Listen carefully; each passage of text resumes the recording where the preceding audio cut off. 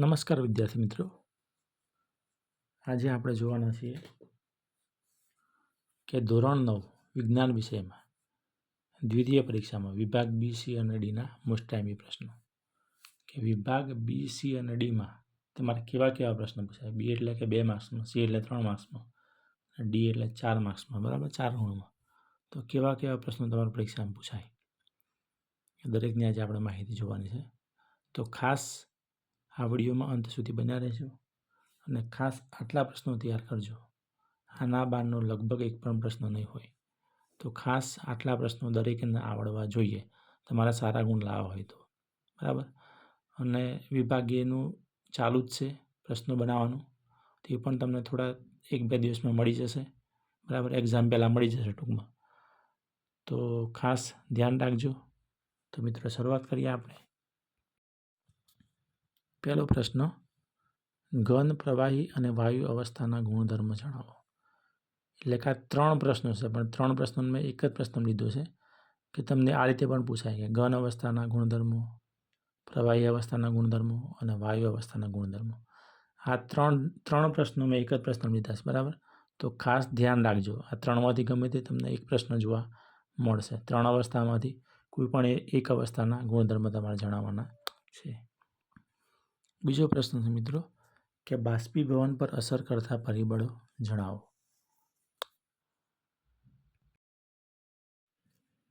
ત્રીજો પ્રશ્ન છે કે ડાલ્ટનના પરમાણ્વીય સિદ્ધાંતની અભિધારણાઓ જણાવો. ચોથો પ્રશ્ન છે કે ચેતાપેશીનું સ્થાન અને તેની કોષીય રચના અને કાર્ય જણાવો. 5મો પ્રશ્ન છે કે દળ સંચયનો નિયમ સમજાવો. 6થો પ્રશ્ન છે પરમાણ્વીય દળ વિશે ટૂંક નોંધ લખો. 7મો પ્રશ્ન છે ગુરુત્વાકર્ષણનો સાર્વત્રિક નિયમ લખો અને સમજાવો. મોસ્ટ ટાઈમી પ્રશ્ન. 8મો પ્રશ્ન છે આર્કિમિડીઝનો સિદ્ધાંત લખો અને તેના કોઈપણ 3 ઉપયોગો જણાવવાના છે. આ પણ મોસ્ટ ટાઈમી સિદ્ધાંત, આર્કિમિડીઝનો સિદ્ધાંત, ખાસ ધ્યાન રાખજો. 9મો પ્રશ્ન છે કે દબાણ એટલે શું. તેનું સૂત્ર લખો, એસઆઈ એકમ જણાવો. વ્યાખ્યા લખવાની, સૂત્ર અને એસઆઈ એકમ તમારે જણાવવાના છે. દબાણ એટલે શું. આગળ 10મો પ્રશ્ન છે કે ગુરુત્વ પ્રવેગ એટલે શું. જી, કેપિટલ જી અને સ્મોલ જી વચ્ચેનો સંબંધ દર્શાવતું વ્યાપક સૂત્ર મેળવો. મોસ્ટ ટાઈમી પ્રશ્ન, ગુરુત્વ પ્રવેગ જી એટલે શું, બરાબર. આ મોસ્ટ ટાઈમી પ્રશ્ન છે, તો ખાસ દરેકને આવડવો જોઈએ. 11મો પ્રશ્ન છે કે વનસ્પતિ કોષની નામ નિર્દેશવાળી આકૃતિ દોરી. ખાલી આકૃતિ દોરવાની છે, તમારા 3 ગુણનો આ પ્રશ્ન. 12મો પ્રશ્ન કે પ્રાણી કોષની નામ નિર્દેશવાળી આકૃતિ દોરો. વનસ્પતિ કોષ અને પ્રાણી કોષ આ બંનેમાંથી એક આકૃતિ 100% આવશે, બરાબર. તો ખાસ આકૃતિ કરી નાખજો, કેમ કે આ બંને આકૃતિમાંથી એક આકૃતિ તમને 100% પરીક્ષામાં જોવા મળશે. આકૃતિ દોરવાની અને એના ખાલી નામ નિર્દેશ કરવાના છે, બીજું કશું લખવાનું નથી. તો ખાસ કરી નાખજો. 13મો પ્રશ્ન છે કે લાઇસોઝોમ વિશે ટૂંક નોંધ લખો, બરાબર. આ પણ આઈએમપી છે, લાઇસોઝોમની ટૂંક નોંધ. આગળ છે 14મો પ્રશ્ન, સ્થૂળકોણક પેશીની રચના અને કાર્ય જણાવો. જો મિત્રો, મેં તમને દરેક પ્રકરણના ગુણભાર મૂક્યા છે કે કયા પ્રકરણ તમારે ખાસ કરવાના, બરાબર, અને કેટલા પ્રકરણ તમે કરો તો તમને સારામાં સારા ગુણ મળે, બરાબર. તમે ખાલી 4 પ્રકરણ તૈયાર કરો છો વિજ્ઞાનમાં તો તમને 35 ગુણ મળે છે. તો ખાસ પહેલાં જે મેં કીધું છે એટલા પ્રકરણ તમે પહેલાં તૈયાર કરજો, બરાબર. તો તમને સારામાં સારા ગુણ પરીક્ષામાં આવશે. પહેલાં એટલા પ્રકરણ તૈયાર કરજો અને પછી બાકીનું કરજો. ને એમાંથી પણ મેં જે આઈએમપી આપું છું પ્રશ્નો એ ખાસ પહેલાં કરજો, બરાબર મિત્રો. 15મો પ્રશ્ન છે કે વાયુરંધ્ર વિશે ટૂંક નોંધ લખો. આ પણ આઈએમપી પ્રશ્ન છે, વાયુરંધ્રનું ટૂંક નોંધ, બરાબર. 16મો પ્રશ્ન છે કે જલવાહક પેશી વિશે ટૂંક નોંધ લખો. જો વાયુરંધ્રવાળો આઈએમપી, બરાબર. તો ખાસ એ કરજો, આની બહુ જરૂર નથી. આગળ છે 17મો પ્રશ્ન કે અસ્થિ અને કાસ્થિ વિશે તફાવત. અસ્થિ અને કાસ્થિ આ બંનેનો તફાવત છે, કરી નાખજો. આગળ છે થોમ્સનનો પરમાણુ નમૂનો સમજાવો. મોસ્ટ ટાઈમી પ્રશ્ન, તમને પરીક્ષામાં 100% જોવા મળશે થોમ્સનનો પરમાણુ નમૂનો. એના પછીનો પ્રશ્ન છે કે રૂથરફોર્ડનો પ્રયોગ ટૂંકમાં વર્ણવી અવલોકનો જણાવો. મોસ્ટ ટાઈમ્પી પ્રશ્ન. થોમ્સન અને રૂથરફોર્ડ 18-19 બંને ખાસ કરવાના. બંને મોસ્ટ ટાઈમ્પી પ્રશ્નો. 18-19. 20મો પ્રશ્ન છે કે નિલ્સ બોહરનો પરમાણુ નમૂનો સમજાવો. થોમ્સન, રૂથરફોર્ડ અને નિલ્સ બોહર 3 પ્રશ્નો ખાસ કરવાના. 3 મોસ્ટ ટાઈમ્પી. થોમ્સન, રૂથરફોર્ડ અને નિલ્સ બોહર. બરાબર. તો ખાસ આ 3 પ્રશ્નો કરી નાખજો. આમાંથી 100% 1 થી 2 પ્રશ્નો હશે 4 ગુણમાં.